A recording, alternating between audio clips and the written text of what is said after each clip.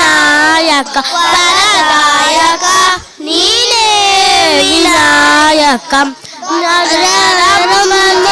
ಭಜಿಸುವೆ ನಿನ್ನನು ಭಜನರಂಬದಿ ಭಜಿಸುವೆ ನಿನ್ನನು ಭಜನೆ ಸಿದ್ಧಿ ಮಗೆ ವಿನಾಯಕ ಭಜನೆ ಸಿದ್ಧಿ ಪೂಜೆ ಮಗೆ ವಿನಾಯಕ ಫಲದಾಯಕ ನೀನೇ ವಿನಾಯಕ ಫಲದಾಯಕ ನೀನೇ ವಿನಾಯಕ ನೀ ಫಲದಾಯಕ ನೀನೇ ವಿನಾಯಕ ನೀ ಫಲದಾಯಕ ನೀನೇ ವಿನಾಯಕ ಫಲದಾಯಕ ನೀನೇ ವಿನಾಯಕ ಫಲದಾಯಕ ನೀನೇ ವಿನಾಯಕ.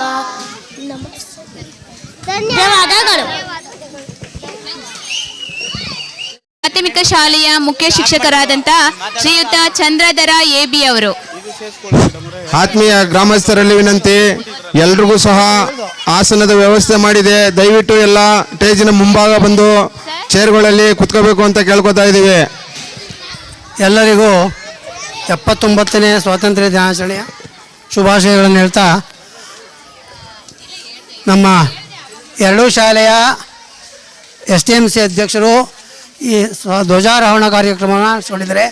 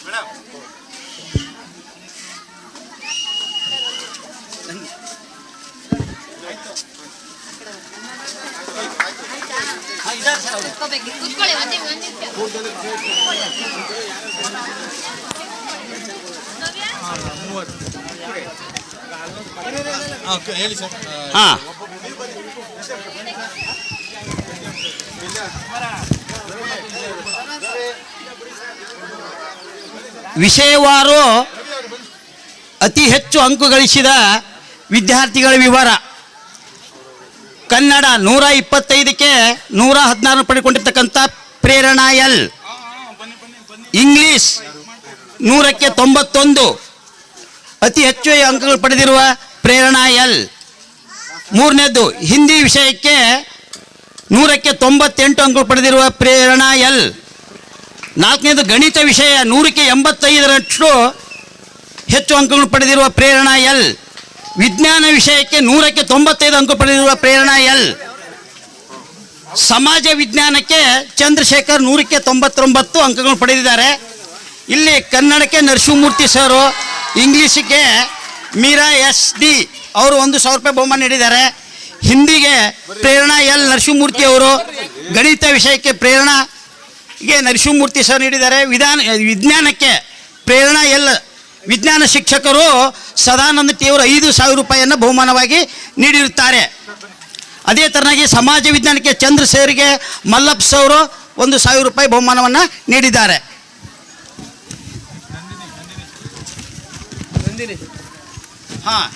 ದ್ವಿತೀಯ ಸ್ಥಾನ ಪಡೆದಿರ್ತಕ್ಕಂಥ ವಿಜ್ಞಾನದಲ್ಲಿ ನಂದಿನಿಗೆ ಸದಾನಂದ ಸರು 1,000 ರೂಪಾಯಿಯನ್ನು ಕಾಣಿಕೆ ನೀಡಿದ್ದಾರೆ.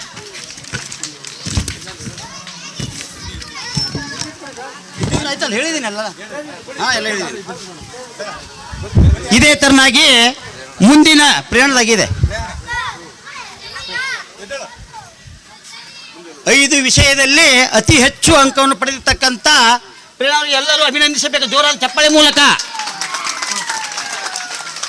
ಮುಂದಿನ ಶೈಕ್ಷಣಿಕ ವರ್ಷದಲ್ಲಿ ಇನ್ನೂ ಹೆಚ್ಚಿನ ಶ್ರೇಣಿಯಲ್ಲಿ ತಾವೆಲ್ಲರೂ ತೇರ್ಗಡೆಯಾಗಿ ಪ್ರತಿಭಾ ಪುರಸ್ಕಾರಕ್ಕೆ ಭಾಜನರಾಗಬೇಕಾಗಿ ತಮ್ಮೆಲ್ಲರಿಗೂ ಹಾರೈಸುತ್ತಾ ಪ್ರತಿಭಾ ಪುರಸ್ಕಾರಕ್ಕೆ ಕಾರ್ಯಕ್ರಮ ಯಶಸ್ವಿಗೊಳಿಸಿದ್ದೇವೆ. ತಮ್ಮೆಲ್ಲ ಗಂಡಾತಿಯರಿಗೆ ವಂದನೆಗಳು.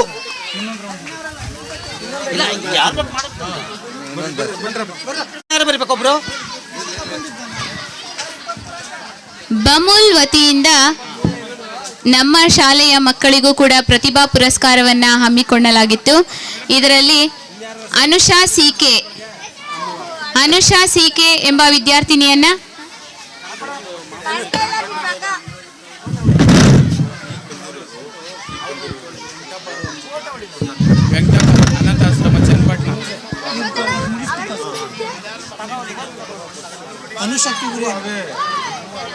ಅನುಷಾ ಬಾ, ಶಾಂತಲಾ, ಭುವನೇಶ್ ಆರಾಧ್ಯ ಹಾಗೆ ಶಾಂತಲಾ, ಈ 3 ಜನ ವಿದ್ಯಾರ್ಥಿಗಳು ವೇದಿಕೆಗೆ ಆಗಮಿಸಬೇಕಾಗಿ ಕೇಳ್ಕೊಳ್ತಾ ಇದ್ದೇವೆ.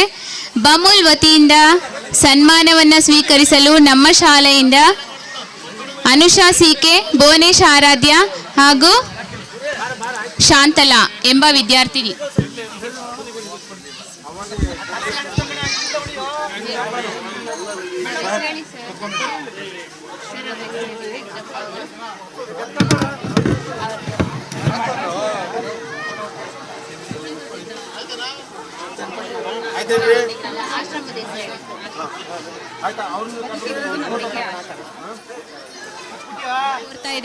ಹಾಗೆ ಶ್ರೀಯುತ ಶಂಕರ್ ಅವರು ಕೂಡ ಕಾರ್ಯಕ್ರಮಕ್ಕೆ ಆಗಮಿಸಿದ್ದಾರೆ. ಅವರಿಗೂ ಕೂಡ ಪ್ರೀತಿಯ ಸ್ವಾಗತ ಸುಸ್ವಾಗತ.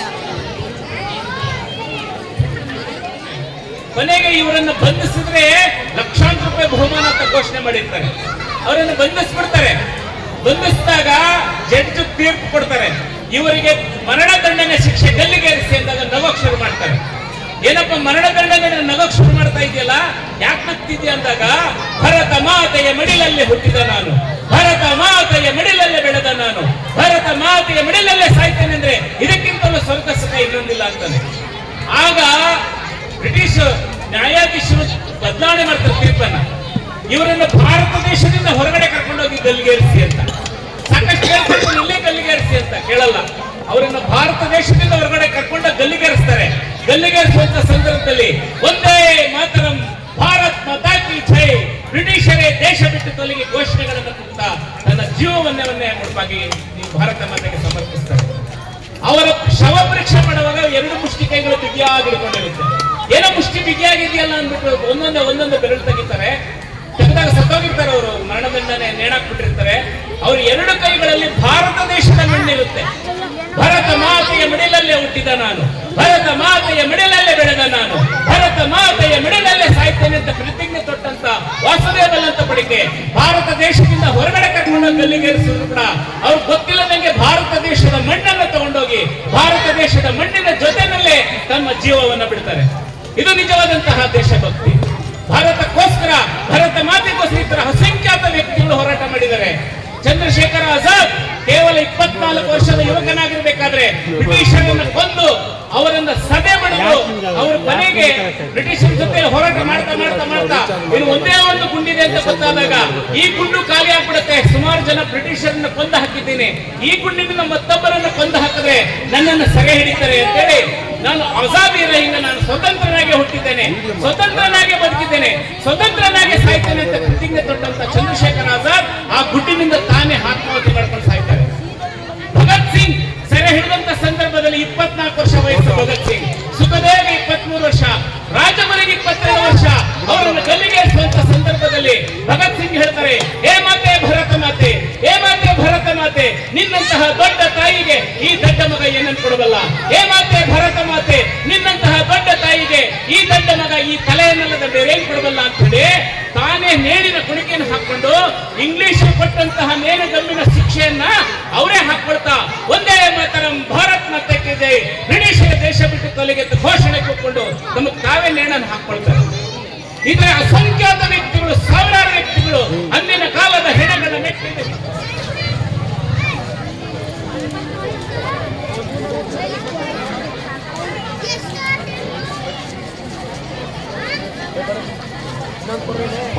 ಇದು ಒಂದು ಅರ್ಥಪೂರ್ಣ ಕಾರ್ಯಕ್ರಮವಾಗಿದೆ. ಇವರೆಲ್ಲರೂ ಕೂಡ ದೇಶದ ಗಡಿಯಲ್ಲಿ ನಮ್ಮ ದೇಶವನ್ನ ನಿಜವಾಗಲೂ ಕಾಯ್ದು ದೇಶ ಪ್ರೇಮವನ್ನ ಮೆರೆದು ನಮ್ಮ ಮಕ್ಕಳಿಗೆ ನಮ್ಮ ಜನರಿಗೆಲ್ಲರಿಗೂ ಸ್ಫೂರ್ತಿದಾಯಕರಾಗಿ ಅವರಿಂದ ಹಿಂದಿಯಲ್ಲಿ ಭಾಷಣ. नमस्कार अधिहरत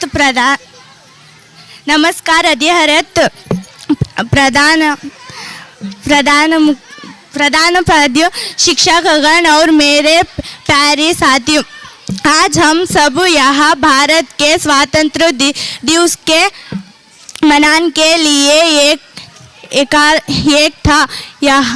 ये है 15 अगस्त 1943 को हमारा देश अंग्रेजियों की गुलामी से आज़ाद हुआ था। यह दिन हमारे महान स्वतंत्र सेनानियों जैसे महात्मा गांधी, भगत सिंह, सुभाष चंद्र बोस और चंद्रशेखर आज़ाद की कुर्बानियों का परिणाम है।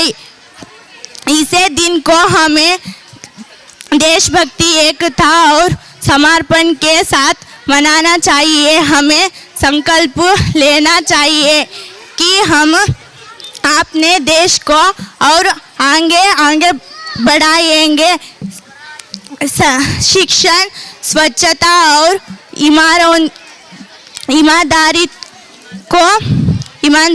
को अपनाएंगे। यह सच ಕೆಲವೊಂದು श्रद्धांजलि ಎರಡೆರಡು ಸೂರ್ಯ ಚಂದ್ರ ಹಗಲು ರಾತ್ರಿ, ಆದರೆ ಕೆಲವು ವಿಷಯಗಳು ಒಂಟಿಯಾಗಿ ಬರ್ತವೆ, ಒಂದೇ ಒಂದು ಬರ್ತವೆ.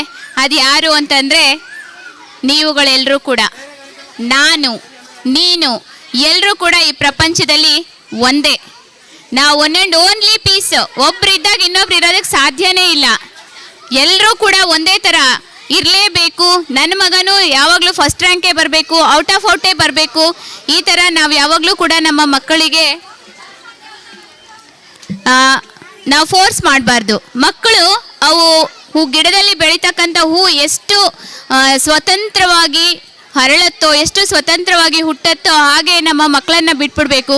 ಪ್ರತಿಯೊಂದು ಮಗುನೂ ಕೂಡ ಯೂನಿಕ್ ಅಂತ ಅನ್ನೋದನ್ನು ನಾವು ಪೋಷಕರು ಮತ್ತು ಶಿಕ್ಷಕರು ಎಲ್ಲರೂ ಕೂಡ ತಿಳ್ಕೋಬೇಕು ಅಂತ ಹೇಳ್ತಾ, ಕಾರ್ಯಕ್ರಮದಲ್ಲಿ ಒಂದು ಸಣ್ಣ ಬದಲಾವಣೆ. 6ನೇ ತರಗತಿಯ ಮಕ್ಕಳು ಯಾರಿಲ್ಲ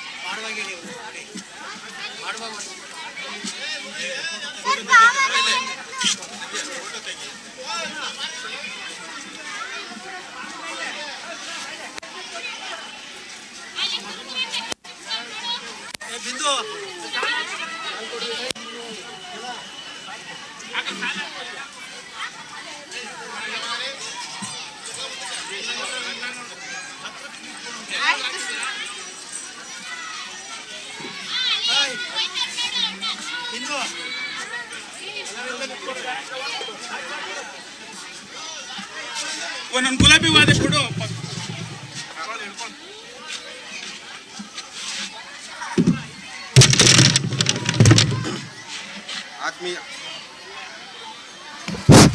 ಆತ್ಮೀಯ ಬಂಧುಗಳೇ, ನಮ್ಮೂರಿನ ಪ್ರೌಢಶಾಲೆ ಹಾಗೂ ಪ್ರಾಥಮಿಕ ಶಾಲೆಯ ಶಿಕ್ಷಕರುಗಳಿಗೆ ನಮ್ಮದೊಂದು ಕಿರು ಸನ್ಮಾನ.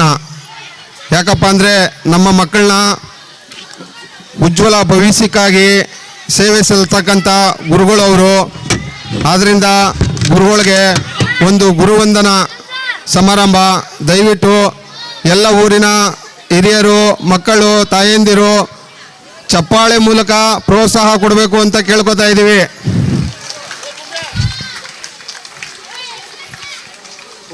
ಕೊಡ್ರಿ ಕೊಡ್ರಿ.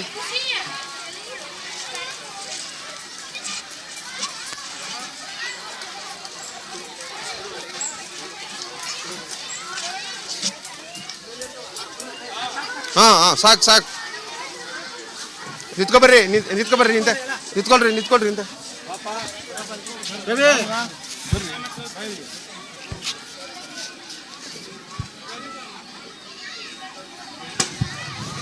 ಮಕ್ಕಳೆಲ್ಲ ಚಪ್ಪಾಳೆ ಮೂಲಕ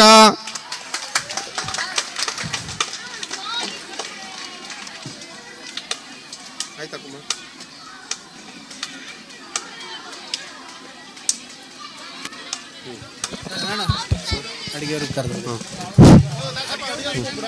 ಅಡಿಗೆ ಕಾರ್ಯಕ್ರಮವನ್ನು ನಿರ್ವಹಿಸ್ತಕ್ಕಂಥವ್ರು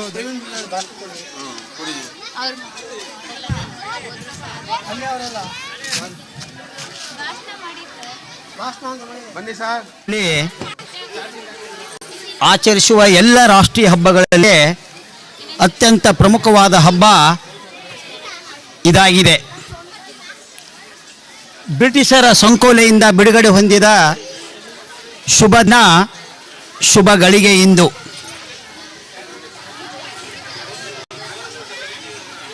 ನಾವು ಶಾಲೆಯಲ್ಲಿ ಆಚರಿಸ್ತಕ್ಕಂಥ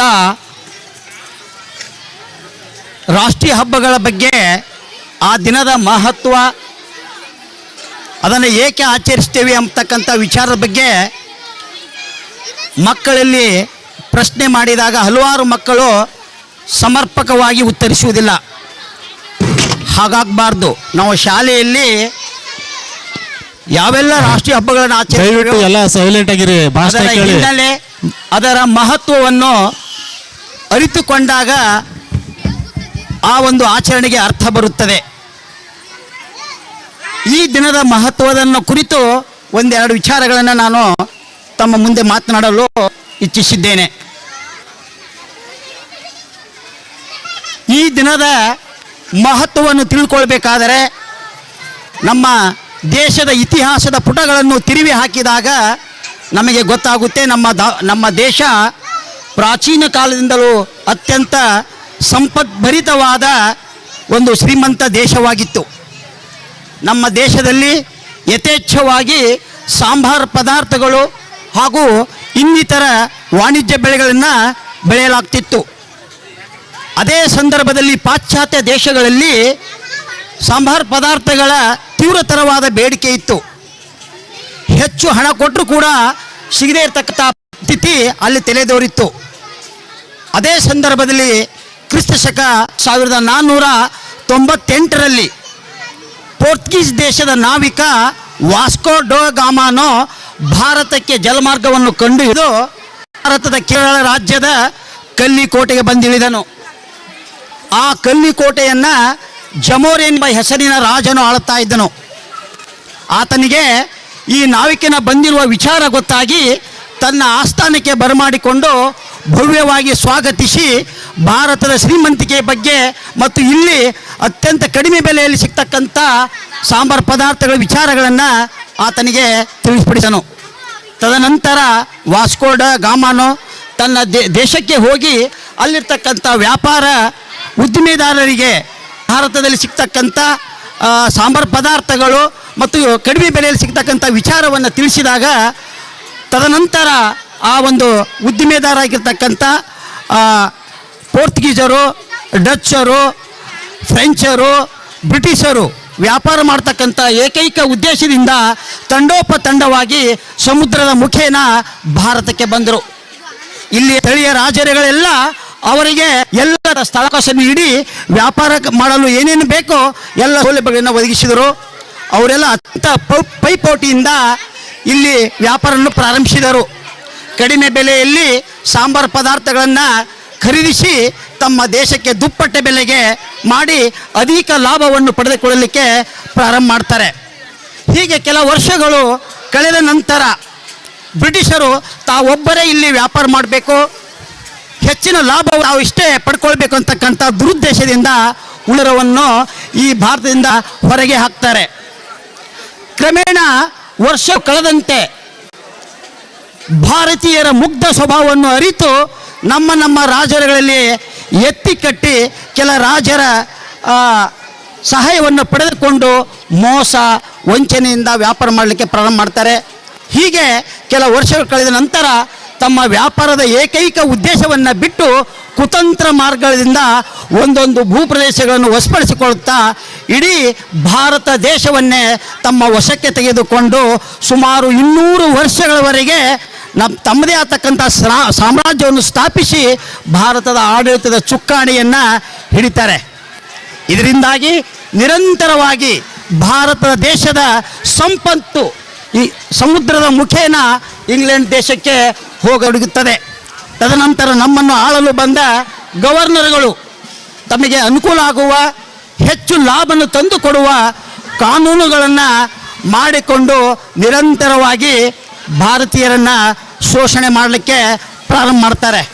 ಕೆಲ ಸ್ಥಳೀಯ ರಾಜರುಗಳನ್ನು ತಮ್ಮ ಕೈಗೊಂಬೆಗಳನ್ನಾಗಿ ಮಾಡಿಕೊಂಡು ರೈತರ ಜಮೀನುಗಳ ಮೇಲೆ ಹೆಚ್ಚಿನ ತೆರಿಗೆಯನ್ನು ವಿಧಿಸ್ತಾರೆ.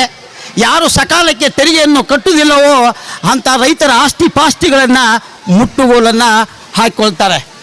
ಇನ್ನು ಕಚೇರಿಗಳಲ್ಲಿ ಇರ್ತಕ್ಕಂಥ ಉನ್ನತವಾದ ಹುದ್ದೆಗಳು ಬ್ರಿಟಿಷರಿಗೆ ಮೀಸಲಾಗಿದ್ದವು. ನಂತರ ತಮ್ಮ ಕ್ರೈಸ್ತ ಧರ್ಮವನ್ನು ಪ್ರಬಲಗೊಳಿಸುವುದಕ್ಕಾಗಿ ಕೆಲ ಹಿಂದೂಗಳನ್ನು ಬಲಾತ್ಕಾರವಾಗಿ ಅವರು ಕ್ರೈಸ್ತ ಧರ್ಮಕ್ಕೆ ಮತಾಂತರಗೊಳಿಸಿ ಭಾರತೀಯ ಸಂಸ್ಕೃತಿಯನ್ನು ಸಂಪೂರ್ಣವಾಗಿ ಹಾಳು ಮಾಡ್ತಾರೆ. ಇದರಿಂದ ಆತ ಡಯರ ಸಿಟ್ಟಿಗೆದ್ದು ಏನು ಮಾಡ್ತಾನೆ, ಮಿಲಿಟರಿ ಕಾರ್ಯಾಚರಣೆ ಮಾಡಿ ಆ ಪ್ರದೇಶವನ್ನು ಸುತ್ತುವರಿದು ಅವರಿಗೆ ಯಾವುದೇ ಒಂದು ಮುನ್ಸೂಚನೆಯನ್ನು ನೀಡದೆ ಅವರನ್ನು ಗುಂಡಿಕ್ಕಿ ಸಾಯಿಸಲಿಕ್ಕೆ ಆಜ್ಞೆ ಮಾಡ್ತಾನೆ. ಅದರಂತೆ ಸುಮಾರು 379 ಭಾರತೀಯರು ತಮ್ಮ ಪ್ರಾಣವನ್ನು ಕಳೆದುಕೊಳ್ತಾರೆ. ಈ ಒಂದು ಘಟನೆಯನ್ನು ಇಡೀ ಭಾರತವೇ ಖಂಡಿಸುತ್ತದೆ. ಆದರೂ ಕೂಡ ಬ್ರಿಟಿಷರ ಒಂದು ಗುಂಡಿಗೆ ಹೆದರದೆ ಮಹಾತ್ಮ ಗಾಂಧೀಜಿಯವರ ನೇತೃತ್ವದಲ್ಲಿ ಅಸಹಕಾರ ಚಳವಳಿ, ಉಪ್ಪಿನ ಸತ್ಯಾಗ್ರಹ, ಬ್ರಿಟಿಷರೇ ಭಾರತ ಬಿಟ್ಟು ತೊಲಗಿ, ಹೀಗೆ ಹಲವು ಚಳವಳಿಗಳನ್ನು ಇಡೀ ದೇಶಾದ್ಯಂತ ನಡೆಯುತ್ತೆ. ಅಂಥ ಸಂದರ್ಭದಲ್ಲಿ ಬ್ರಿಟಿಷರು ಸ್ವಾತಂತ್ರ್ಯ ಹೋರಾಟಗಾರರನ್ನು ಬಂಧಿಸಿ ಜೈಲಿಗೆ ಹಾಕ್ತಾರೆ. ಕೆಲವೊಬ್ಬರನ್ನು ದೇಶದಿಂದಲೇ ಗಡೀಪಾರ ಮಾಡಲಾಗುತ್ತೆ. ಇನ್ನು ಭಗತ್ ಸಿಂಗ್, ರಾಜ್ಗುರು, ಸುಖದೇವ್, ಮಂಗಲ್ ಪಾಂಡ್ಯ ಮುಂತಾದವರನ್ನು ಬಂಧಿಸಿ ಸೆರೆಮನೆಗೆ ಹಾಕಿ ಅವರನ್ನು ಕೊನೆಗೆ ನೇಡುಗಂಬಕ್ಕೆ ಏರಿಸಿ ಅವರ ಪ್ರಾಣವನ್ನು ತೆಗೆಯಲಾಗುತ್ತೆ. ಅವರೆಲ್ಲರೂ ಪ್ರಾಣವನ್ನು ಕಳೆದುಕೊಂಡದ್ದು ತಮ್ಮ ಹೆಂಡತಿ ಮಕ್ಕಳಿಗಾಗಿ ಅಲ್ಲ, ಯಾವುದೇ ಅಧಿಕಾರ ಆಸ್ತಿಗಾಗಿ ಅಲ್ಲ. ಭಾರತಾಂಬೆಯನ್ನು ಸ್ವತಂತ್ರಗೊಳಿಸಬೇಕು, ಬ್ರಿಟಿಷರ ಕಷ್ಟದಲ್ಲಿರ್ತಕ್ಕಂಥ ಭಾರತೀಯರನ್ನು ಸ್ವಾವಲಂಬಿಯಾಗಿ ಜೀವನ ನಡೆಸಬೇಕು ಎಂಬ ಏಕೈಕ ಉದ್ದೇಶದಿಂದ ಅಸಂಖ್ಯಾತ ಭಾರತೀಯರು ತಮ್ಮ ಅಮೂಲ್ಯವಾದ ಪ್ರಾಣವನ್ನು ಭಾರತಾಂಬೆಗೆ ಅರ್ಪಿಸಿ ನಮಗೆ ಸ್ವಾತಂತ್ರ್ಯವನ್ನು ತಂದುಕೊಟ್ಟ ದಿನವೇ ಇಂದು. ಇಂದು ದೇಶದಾದ್ಯಂತ ಗಲ್ಲಿಗಳಲ್ಲಿಯೂ ತ್ರಿವರ್ಣದ ಬಾವುಟ ಬಾನಂಗಳದಲ್ಲಿ ಸ್ವಚ್ಛಂದವಾಗಿ ರಾರಾಜಿಸುತ್ತಿದೆ. ನಮ್ಮ ದೇಶ ಸ್ವತಂತ್ರವಾಗಿ 78 ವರ್ಷ ತುಂಬಿದೆ. ಆದರೂ ಕೂಡ ಭ್ರಷ್ಟಾಚಾರ, ಬಡತನ, ನಿರುದ್ಯೋಗ, ಭಯೋತ್ಪಾದನಕ್ಕಂಥ ಆ ಒಂದು ವಿಚಾರಗಳಿಗೆ ಮಟ್ಟ ಹಾಕಲು ಇದುವರೆಗೂ ಸಾಧ್ಯವಾಗಿಲ್ಲ. ತಮಗೆಲ್ಲ ಗೊತ್ತಿರ್ಬೋದು, ಕಳೆದ ಏಪ್ರಿಲ್ 22ರಂದು ಒಂದು 22ರಂದು ಉಗ್ರವಾದಿಗಳ ಪಾಕಿಸ್ತಾನ ಉಗ್ರರಿಂದ ಸುಮಾರು 26 ಜನವನ್ನು ಮರಣ ಹೊಂದಿದರು. ಅದು ಅಲ್ಲದೆ 14/2/2019ರಲ್ಲಿ ಅನಂತನಾಗ್ ಜಿಲ್ಲೆಯ ಪುಲ್ವಾಮಾ ಅಂತಕ್ಕಂಥ ಒಂದು ಜಿಲ್ಲೆಯ ಆವಂತಿಪುರದಲ್ಲಿ ನಮ್ಮ ಭಾರತೀಯರು ಮಿಲಿಟರಿ ವಾಹನದಲ್ಲಿ ಒಂದು ಪ್ರಯಾಣ ಮಾಡ್ತಕ್ಕಂಥ ಸಂದರ್ಭದಲ್ಲಿ ಜೈಷೆ ಉಗ್ರ ಆದಿಲ್ ಅಹಮ್ಮದ್ ದಾರನ ಒಂದು ಆತ್ಮಾಹುತಿ ದಾಳಿಗೆ ಸುಮಾರು 49 ವೀರರು ಭಾರತಾಂಬೆಗೆ ತಮ್ಮ ಪ್ರಾಣವನ್ನು ಕಳೆದುಕೊಂಡರು.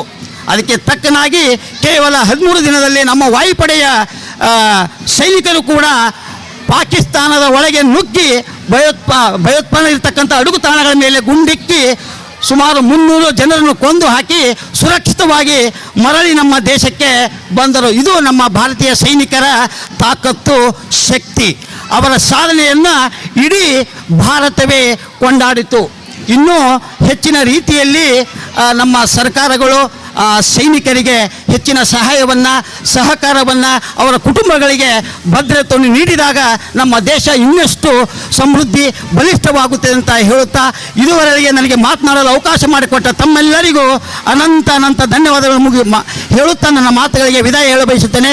ಜೈ ಹಿಂದ್, ಜೈ ಕರ್ನಾಟಕ. ಮಾಜಿ ಗೃಹ ಸಚಿವರು, ಮಾಜಿ ಹಣಕಾಸು ಸಚಿವರು, ಕರ್ನಾಟಕ ಕಂಡ ಅಪರೂಪದ ರಾಜಕಾರಣಿಗಳಲ್ಲಿ ಒಬ್ಬರು, ರಾಜಕಾರಣಿಗಳ ಸ್ನೇಹದ ಸೇತುವೆಯಂತೆ ಕೆಲಸ ಮಾಡಿದವರು, ಕನ್ನಡ ನಾಡಿನ ಧೀಮಂತ ನಾಯಕರು, ಮುಗ್ಧ ಮನಸ್ಸಿನ ಸದೃಢ ಸಮಾಜ ಕಟ್ಟುತ್ತಿರುವ ಸೇನಾನಿ ಶ್ರೀಮಾನ್ PGR ಸಿಂಧ್ಯಾ ಸಾಹೇಬರಿಗೆ ಹೃತ್ಪೂರ್ವಕ ಸ್ವಾಗತ, ಸುಸ್ವಾಗತ. ಎಲ್ಲರೂ ಜೋರಾದ ಚಪ್ಪಾಳೆಗಳೊಂದಿಗೆ ಶ್ರೀಮಾನ್ PGR ಸಿಂಧ್ಯಾ ಸಾಹೇಬರನ್ನ ವೇದಿಕೆಗೆ ಆಹ್ವಾನಿಸಬೇಕಾಗಿ, ಸ್ವಾಗತಿಸಬೇಕಾಗಿ ಕೋರಿಕೊಳ್ತಾ ಇದ್ದೇವೆ.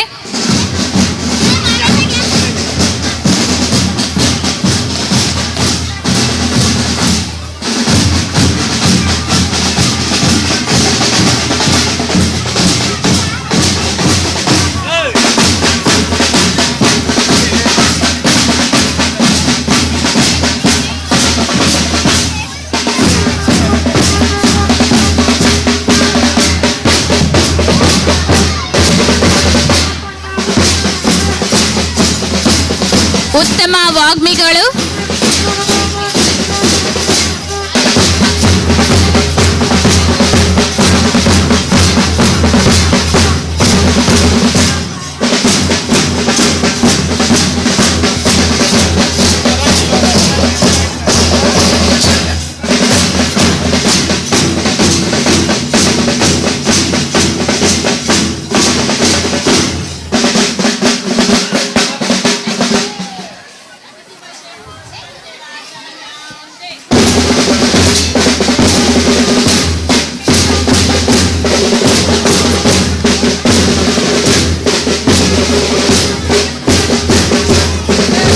ನಗುಮೊಗದ ಜನನಾಯಕ, ರೈತ ಸ್ನೇಹಿ ನಾಯಕ, ಉತ್ತಮ ವಾಗ್ಮಿಗಳು,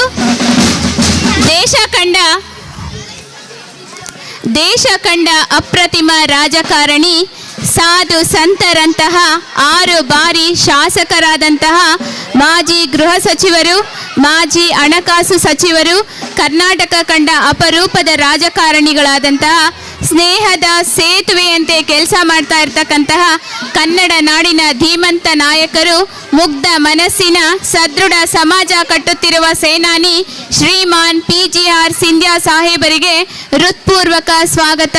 ಇವತ್ತು ನಮ್ಮ ಗ್ರಾಮಕ್ಕೆ ಆಗಮಿಸಿರುವುದು ನಮ್ಗೆಲ್ರಿಗೂ ತುಂಬಾ ಹೆಮ್ಮೆಯನ್ನ ತಂದಿದೆ. ಇವರ ಸಾಧನೆಗಳು ಒಂದೆರಡಲ್ಲ ಮಕ್ಕಳ. ನಮ್ಮ ಗ್ರಾಮಕ್ಕೆ ಇವರು ಕೊಟ್ಟಿರುವಂಥ ಸಾಧನೆಗಳು, ಕೊಡುಗೆಗಳು ಅನೇಕ ಇದ್ದಾವೆ. ಅದರಲ್ಲಿ ಕೆಲವೊಂದನ್ನು ಅಷ್ಟೇ ನಾವು ಹೇಳ್ತಾ ಇದ್ದೇವೆ, ದಯವಿಟ್ಟು ಕ್ಷಮೆ ಇರಲಿ. ಕಾಟಮ್ಮನ ದೊಡ್ಡಿ, ಇದೇ ಊರಿನ ಭಾಗವಾಗಿರ್ತಕ್ಕಂಥ ಕಾಟಮ್ಮನ ದೊಡ್ಡಿಯಲ್ಲಿ ಮನೆ ಇಲ್ಲದಂತಹ 100 ಜನರಿಗೆ ನಿವೇಶನಗಳನ್ನು ನೀಡಿ ಅದರ ಹಕ್ಕುಪತ್ರಗಳನ್ನು ನೀಡಿದಂತಹ ಕೀರ್ತಿ ನಮ್ಮ ಮಾನ್ಯ ಶ್ರೀಮಾನ್ PGR ಸಿಂಧ್ಯಾ ಸಾಹೇಬರಿಗೆ ಸಲ್ಲುತ್ತದೆ. ಅಲ್ಲದೆ ಅಲ್ಲಿ 4 ಬೋರ್ವೆಲ್ಗಳನ್ನು ಕೊರೆಯಿಸಿ ಜನರ ಮನೆಗೆ ಗಂಗೆಯನ್ನ ಕರೆಯಿಸಿ ಅವರ ಪಾಲಿಗೆ ಭಗೀರಥರೇ ಆದಂತಹವರು ನಮ್ಮ ಶ್ರೀಮಾನ್ ಸಾಹೇಬರು. PGR ಸಿಂಧ್ಯಾರವರು ನವೆಂಬರ್ 19, 1949ರಂದು ಬೆಂಗಳೂರು ದಕ್ಷಿಣ ಜಿಲ್ಲೆಯ ಕನಕಪುರ ತಾಲೂಕಿನ ದೊಡ್ಡ ಮರಳವಾಡಿ ಗ್ರಾಮದಲ್ಲಿ ದಿವಂಗತ ಪಾಂಡುರಂಗರಾವ್ ಹಾಗೂ ದಿವಂಗತ ಸರಸ್ವತಿ ಬಾಯಿಯವರ ಮುದ್ದಿನ ಮಗನಾಗಿ ಜನಿಸಿದರು. ಇವರು ಸಿವಿಲ್ ಇಂಜಿನಿಯರಿಂಗ್ನಲ್ಲಿ BE ಪದವಿಯನ್ನು ಪಡೆದಿದ್ದಾರೆ. ಇವರು ವೃತ್ತಿಯಿಂದ ಇಂಜಿನಿಯರ್, ಪ್ರವೃತ್ತಿಯಿಂದ ದೊಡ್ಡ ರಾಜಕಾರಣಿಗಳು. ಯುವಕರನ್ನು ಸಂಘಟಿಸುವಲ್ಲಿ ವಿಶೇಷ ಆಸಕ್ತಿ ಹೊಂದಿದ್ದ ಇವರು 1978ರಲ್ಲಿ ರಷ್ಯಾ ಮತ್ತು ಕ್ಯೂಬಾ ದೇಶಗಳಿಗೂ ಕೂಡ ಪ್ರವಾಸ ಮಾಡಿದ್ದಾರೆ. 1983ರಲ್ಲಿ ನಡೆದ ಕರ್ನಾಟಕ ವಿಧಾನಸಭೆಯ 7ನೇ ಚುನಾವಣೆಯಲ್ಲಿ ಕನಕಪುರದಿಂದ ಪ್ರಥಮ ಬಾರಿಗೆ ಚುನಾಯಿತರಾಗಿ ವಿಧಾನಸಭೆಯನ್ನು ಪ್ರವೇಶಿಸಿದರು. ರಾಮಕೃಷ್ಣ ಹೆಗಡೆ ಸಂಪುಟದಲ್ಲಿ ಜನವರಿ 11ರಂದು ಆರೋಗ್ಯ ಸಚಿವರಾಗಿಯೂ ಕೂಡ ನೇಮಕಗೊಂಡರು. ನಂತರ 1984 ಆಗಸ್ಟ್ 18ರಂದು ನೀರಾವರಿ ಮತ್ತು ಕಮಾಂಡ್ ಪ್ರದೇಶದ ಅಭಿವೃದ್ಧಿ ಇಲಾಖೆಯ ರಾಜ್ಯ ಸಚಿವರಾಗಿ ಜವಾಬ್ದಾರಿಯನ್ನು ಕೂಡ ನಿರ್ವಹಿಸಿದ್ದಾರೆ. 10ನೇ ವಿಧಾನಸಭೆಗೆ ಆಯ್ಕೆಗೊಂಡಂತ PGR ಸಿಂಧ್ಯಾ ಸಾಹೇಬರು ಸನ್ಮಾನ್ಯ ದೇವೇಗೌಡರ ಸಂಪುಟದಲ್ಲಿ ಗೃಹ ಸಚಿವರಾಗಿ ನೇಮಕಗೊಂಡು ಹುಬ್ಬಳ್ಳಿಯ ಈದ್ಗಾ ಮೈದಾನದ ಸಮಸ್ಯೆಯನ್ನು ಶಾಶ್ವತವಾಗಿ ಪರಿಹರಿಸಿದ ಕೀರ್ತಿ ನಮ್ಮ ಸಾಹೇಬರಿಗೆ ಸಲ್ಲುತ್ತೆ. ತುರ್ತು ಪರಿಸ್ಥಿತಿಯ ಸಂದರ್ಭದಲ್ಲಿ ಇತರ ರಾಷ್ಟ್ರ ಹಾಗೂ ರಾಜ್ಯ ನಾಯಕರುಗಳ ಜೊತೆ ಇವರು ಜೈಲು ವಾಸವನ್ನು ಕೂಡ ಅನುಭವಿಸಿದ್ರು. ಇದರಿಂದಾಗಿ ರಾಷ್ಟ್ರೀಯ ಮಟ್ಟದ ನಾಯಕರ ಪರಿಚಯ ಬೆಳೆದು ರಾಜಕೀಯ ಬದುಕಿಗೆ ಈ ಘಟನೆ ಬೆನ್ನೆಲುಬಾಯಿತು. ಜನತೆಯ ವಿಶ್ವಾಸವನ್ನು ತೆಗೆದುಕೊಂಡಂತ ಶ್ರೀಮಾನ್ ಸಿಂಧ್ಯಾ ಸಾಹೇಬರು ಸ್ನೇಹದ ಚಿಂತನಕ್ಕೆ ಸಾಕಷ್ಟು ದಂತಕಥೆಗಳಿವೆ. ಜನಸಾಮಾನ್ಯರ ದುಃಖ ದುಮ್ಮಾನಗಳಿಗೆ ಸದಾ ಸ್ಪಂದಿಸುವ ಸನ್ಮಾನ್ಯರು ಒಬ್ಬ ಜನಪ್ರಿಯ ನಾಯಕರೆಂಬ ಹೆಗ್ಗಳಿಕೆಗೆ ಪಾತ್ರರಾದಂಥವರು. ತೋಟಗಾರಿಕೆ ಇವರ ನೆಚ್ಚಿನ ಹವ್ಯಾಸವಾಗಿದೆ. ಇದೀಗ ಸ್ಕೌಟ್ಸ್ ಮತ್ತು ಗೈಡ್ಸ್ ಮೂಲಕ ಮಕ್ಕಳಲ್ಲಿ ಶಿಸ್ತು ಸಾಹಸ ಮನೋಭಾವವನ್ನು ಬೆಳೆಸುವ ಮೂಲಕ ಸದೃಢ ಸಮಾಜವನ್ನು ನಿರ್ಮಿಸುವಲ್ಲಿ ತಮ್ಮನ್ನು ತಾವು ತೊಡಗಿಸಿಕೊಂಡಿದ್ದಾರೆ. ಇದು ಸಮಾಜದ ಬಗ್ಗೆ ಇವರಿಗಿರುವ ಕಾಳಜಿಯನ್ನು ತೋರಿಸುತ್ತದೆ. ನಮ್ಮ ಪ್ರೌಢಶಾಲೆ ಬಗ್ಗೆ ಹೇಳಬೇಕಂತ ಹೇಳಿದ್ರೆ, ನಮ್ಮ ಪ್ರೌಢಶಾಲೆಯ ಸ್ಥಾಪನೆಗೆ ಪ್ರಮುಖ ರೂವಾರಿಯಾದಂಥವರು ನಮ್ಮ PGR ಸಿಂಧ್ಯಾ ಸಾಹೇಬರು. ಬೇರೆ ಅಕ್ಕಪಕ್ಕದ ಹಳ್ಳಿಗಳವರು ಈ ಶಾಲೆ ನಮಗೆ ಬರಬೇಕು ಅಂತ ಅನೇಕ ಹೋರಾಟಗಳನ್ನು ಮಾಡಿದಾಗ್ಯೂ ಕೂಡ ನಾವೆಲ್ಲರೂ ಕೂಡ ನಮ್ಮ ಸಾಹೇಬರಿಗೆ ಯಾವಾಗಲೂ ಕೂಡ ಧನ್ಯವಾದಗಳನ್ನು ಹೇಳಬೇಕು. ನಮ್ಮ ಪ್ರೌಢಶಾಲೆ ತಿಗಳರ ಹೊಸಹಳ್ಳಿಗೆ ಬರಬೇಕು ಅಂತ ಅವರು ಈ ಶಾಲೆಯ ಬಿಲ್ಡಿಂಗ್ನ ಸ್ಯಾಂಕ್ಷನ್ ಮಾಡಿಸಿ ಈ ಶಾಲೆಯ ಇನಾಗ್ರೇಷನ್ ಅನ್ನು ಕೂಡ ಸನ್ಮಾನ್ಯರೇ ಮಾಡಿದ್ದು ನಮ್ಗೆಲ್ರಿಗೂ ತುಂಬ ಹೆಮ್ಮೆ ತರುವಂಥ ವಿಷಯ.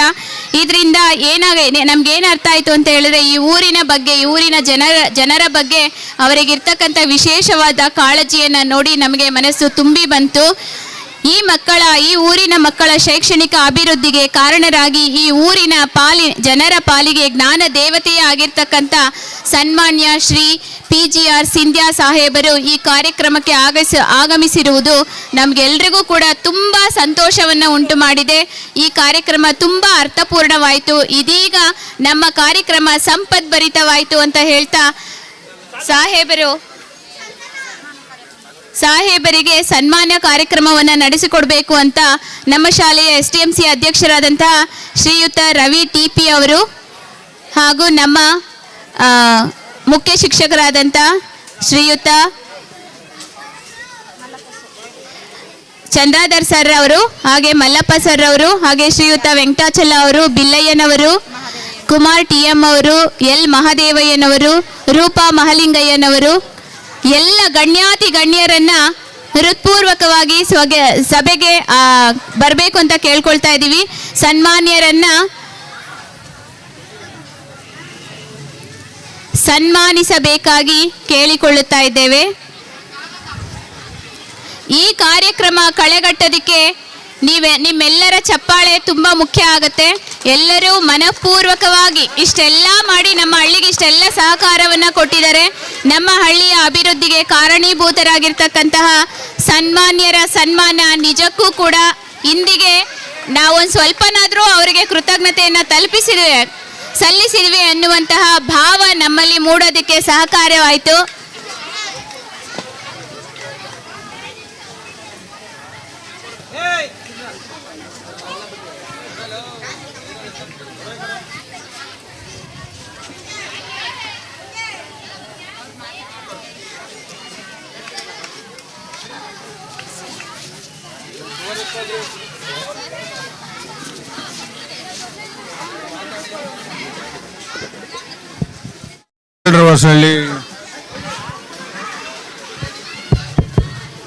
ಹೊಸಳ್ಳಿ ಗ್ರಾಮದ ಎಲ್ಲ ಹಿರಿಯರೇ, ನನ್ನ ತಾಯಂದಿರೇ, ನನ್ನ ಪ್ರೀತಿಯ ಮಕ್ಕಳೇ, ವೇದಿಕೆ ಮೇಲೆ ಕುಳಿತಿರ್ತಕ್ಕಂಥ ಎಲ್ಲ ಮುಖಂಡರುಗಳೇ, ಅಧ್ಯಾಪಕ ವರ್ಗದವರೇ, ಮುಖ್ಯ ಉಪಾಧ್ಯಾಯರೇ ಮತ್ತು ಎಲ್ಲ ಸ್ನೇಹಿತರೆ, ಮೊದಲನೇದಾಗಿ 79ನೇ ಸ್ವಾತಂತ್ರ್ಯೋತ್ಸವದ ಶುಭಾಶಯಗಳನ್ನು ನಿಮ್ಮೆಲ್ಲರಿಗೂ ಸಹಿತ ಕೋರ್ತೀನಿ. ನಾನು ನಮ್ಮನ್ನು ಬ್ರಿಟಿಷರು ಆಳ್ತಾ ಇದ್ರು. ಯಾವುದೇ ಯುದ್ಧ ಮಾಡದೆ, ಯಾವುದೇ ಗಲಭೆಗಳನ್ನು ಮಾಡದೆ ನಮ್ಮ ದೇಶಕ್ಕೆ ಮಹಾತ್ಮ ಗಾಂಧೀಜಿಯವರು ನೇತೃತ್ವದಲ್ಲಿ ಸಾಮಾನ್ಯವಾದ ಜನ, ಎಲ್ಲ ಜಾತಿಯ, ಎಲ್ಲ ಧರ್ಮದ, ಎಲ್ಲ ವರ್ಗಗಳ ಜನ ಆ ಒಂದು ಹೋರಾಟದಲ್ಲಿ ಭಾಗವಹಿಸಿ ಶಾಲಾ ಮಕ್ಕಳಿಂದ ಹಿಡಿದು ವಯೋವೃದ್ಧರವರೆಗೂ ಸಹಿತ ಭಾರತದ ಸ್ವಾತಂತ್ರ್ಯಕ್ಕೋಸ್ಕರ ಹೋರಾಟ ಮಾಡಿ ಸುಮಾರು 100 ವರ್ಷಗಳ ಸಂದರ್ಭದಲ್ಲಿ ನಡೆದಂಥ ಹೋರಾಟದಲ್ಲಿ ಬ್ರಿಟಿಷರ ಒಂದು ದಬ್ಬಾಳಿಕೆಯನ್ನು ನಿಲ್ಲಿಸಿ ಬಾಬಾ ಸಾಹೇಬ್ ಅಂಬೇಡ್ಕರ್ ಅವರ ನೇತೃತ್ವದಲ್ಲಿ ಸಂವಿಧಾನವನ್ನು ರಚನೆ ಮಾಡಿಕೊಂಡು ಎಲ್ಲ ಜಾತಿಯ, ಎಲ್ಲ ಧರ್ಮದ, ಎಲ್ಲ ವರ್ಗದ ಜನಗಳಿಗೆ ಸಮಾನವಾದ ಅವಕಾಶವನ್ನು ಕೊಡ್ತಕ್ಕಂಥ ಸ್ವತಂತ್ರ ಭಾರತವನ್ನು ನಾವೇ ನಿರ್ಮಾಣ ಮಾಡ್ಕೊಂಡಿದ್ದೇವೆ. ಇನ್ನು ಆಗಬೇಕಾದಂಥ ಕೆಲಸಗಳು ಭಾಳ ಇವೆ. ಸಮಾನತೆ, ಬಡತನ, ನಮ್ಮ ಯುವಕರಿಗೆ ಉದ್ಯೋಗದ ಅವಕಾಶಗಳು, ನಮ್ಮ ಹೆಣ್ಣು ಮಕ್ಕಳಿಗೆ ರಕ್ಷಣೆ, ಇದೆಲ್ಲವೂ ಸಹಿತ ನಾವು ಮುಂದಿನ ದಿನಗಳಲ್ಲಿ ಹೋರಾಟದ ಮೂಲಕ ಗಳಿಸಬೇಕಾಗಿದೆ. ಇಂಥ ಒಂದು ಸನ್ನಿವೇಶದಲ್ಲಿ ನಾವು ಯಾಕೆ ಸ್ವಾತಂತ್ರ್ಯ ದಿನವನ್ನು ಆಗಸ್ಟ್ 15 ಆಚರಣೆ ಮಾಡ್ತೇವೆ? ಇದು ಬಹಳ ಮುಖ್ಯವಾದ ವಿಚಾರ. ಬ್ರಿಟಿಷರು ಬೇರೆ ಬೇರೆ ದೇಶಗಳ ಮೇಲೆ ಆಕ್ರಮಣ ಮಾಡಿ ಆ ದೇಶದಲ್ಲಿರ್ತಕ್ಕಂಥ ವಜ್ರ, ವೈಡೂರ್ಯ, ಬಂಗಾರ, ಬೆಳ್ಳಿ ಎಲ್ಲವನ್ನು ಕೊಳ್ಳೆ ಹೊಡೆದು ಇಂಗ್ಲೆಂಡಿನ ಸಮೃದ್ಧ ಭರಿತವಾಗಿರ್ತಕ್ಕಂಥ ರಾಷ್ಟ್ರ ಮಾಡಲಿಕ್ಕೆ ಪ್ರಯತ್ನ ಮಾಡಿದರು. ಅವರು ಪ್ರಪಂಚದ ಎಲ್ಲ ರಾಷ್ಟ್ರಗಳನ್ನು ಆಳಿದವರು. ಅನೇಕ ಹಿರಿಯರು ಹೇಳ್ತಾರೆ ಸೂರ್ಯ ಮುಳುಗದ ಸಾಮ್ರಾಜ್ಯ ಅಂತ ಹೇಳಿ. ಸೂರ್ಯ ಮುಳುಗದ ಸಾಮ್ರಾಜ್ಯ ಅಂದ್ರೇನು? ಒಂದು ಕಡೆ ಸೂರ್ಯ ಮುಳುಗಿದ್ರೆ ಇನ್ನೊಂದು ದೇಶದಲ್ಲಿ ಹುಟ್ಟಿರ್ತಾನೆ. ಅಂದರೆ 24 ಗಂಟೆ ಸೂರ್ಯ ಉರಿತಾನೇ ಇರ್ತಾನೆ. ಆ ಉರಿದಂಥ ಎಲ್ಲ ದೇಶಗಳಲ್ಲೂ ಅವರು ಆಳ್ವಳಿಕೆಯನ್ನು ನಡೆಸ್ತಾ ಇದ್ರು. ಭಾರತದಂಥ ದೊಡ್ಡ ದೇಶವನ್ನು, ನಮ್ಮ ಸಂಸ್ಕೃತಿಯನ್ನು ನಾಶ ಮಾಡಿ ನಮ್ಮ ಸಂಪತ್ತನ್ನು ಕೊಳ್ಳೆ ಹೊಡೆದಂಥ ಜನ ಬ್ರಿಟಿಷರು. ಅವರು ಬಂದಿದ್ದು ವ್ಯಾಪಾರ ಮಾಡಲಿಕ್ಕೆ. ಯಾಕೆ ನಮ್ಮ ರೈತರು ಒಳ್ಳೆ ಅಕ್ಕಿಯನ್ನು, ಒಳ್ಳೆ ಗೋಧಿಯನ್ನು, ಒಳ್ಳೆ ಸಾಂಬಾರು ಪದಾರ್ಥಗಳನ್ನು ಬೆಳೀತಾರೆ. ಅದನ್ನೆಲ್ಲ ತಗೊಂಡು ಹೋಗಬೇಕು, ಅದರ ವ್ಯಾಪಾರ ಮಾಡಬೇಕು ಅಂತ ಬಂದವರು ನಮ್ಮ ದೇಶದ ಅಭಿವೃದ್ಧಿ ಏನು ಮಾಡೋಕ್ಕಾಗಲಿಲ್ಲ ಅವ್ರ ಕೈನಲ್ಲಿ. ಹೀಗಾಗಿ ನಮ್ಮ ದೇಶದ ಸಾಮಾನ್ಯವಾದ ಬೆವರು ಸುರಿಸತಕ್ಕಂಥ ನಿಮ್ಮಂಥ ಜನ ಹೋರಾಟ ಮಾಡಿ ಈ ಸ್ವಾತಂತ್ರ್ಯವನ್ನು ನಮಗೆ ಗಳಿಸಿಕೊಟ್ಟಿದ್ದಾರೆ. ಸ್ವಾತಂತ್ರ್ಯ ಬಂದ ನಂತರ ಬಹುತೇಕ ರಾಜಕೀಯ ಪಕ್ಷಗಳು ಆಡಳಿತ ನಡೆಸಿರ್ತಕ್ಕಂಥವರು ಕುಡಿಯುವ ನೀರು, ರಸ್ತೆಗಳು, ಸಾರಿಗೆ ವ್ಯವಸ್ಥೆ, ಶಿಕ್ಷಣದ ವ್ಯವಸ್ಥೆ, ಆಸ್ಪತ್ರೆಯ ವ್ಯವಸ್ಥೆ ಇಂಥದ್ದಲ್ಲಿ ಕೆಲಸಗಳಾಗಿವೆ. ಇನ್ನು ಆಗ್ತಕ್ಕಂಥದ್ದು ಬಹಳ ಇದೆ.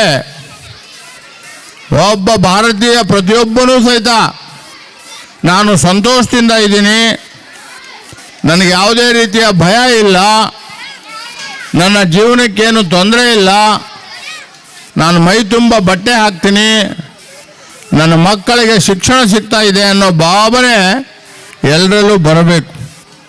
ಅದಕ್ಕೋಸ್ಕರ ಈ ಸ್ವಾತಂತ್ರ್ಯ ದಿನದಲ್ಲಿ ನಾವು ಯಾವ ರೀತಿ ಪಕ್ಷದ ಸಂದರ್ಭದಲ್ಲಿ ನಾವೆಲ್ಲ ಪಕ್ಷವನ್ನು ಮಾಡ್ತೇವೆ. ಮುಂದಿನ ತಿಂಗಳು ಎಡೆ ಇಡ್ತೇವೆ ನಮ್ಮ ಹಿರಿಯಕರಿಗೆ, ಅವ್ರನ್ನೆಲ್ಲ ಜ್ಞಾಪಿಸ್ಕೊಳ್ತೇವೆ. ಪುಟ್ಟಮಾದಯ್ಯನವರು ನನ್ನ ಜೊತೆಯಲ್ಲಿ ಇಲ್ಲಿ ಬೆಳೆದವರು, ಅವ್ರನ್ನೂ, ಅವರ ಮಕ್ಕಳು, ಅವ್ರ ಕುಟುಂಬ ವರ್ಗದವರು, ಊರಿನವರು, ದುಡಿದಿದ್ದವರು, ಅವರನ್ನು ನೆನಪಿಸ್ಕೊಳ್ತೇವೆ.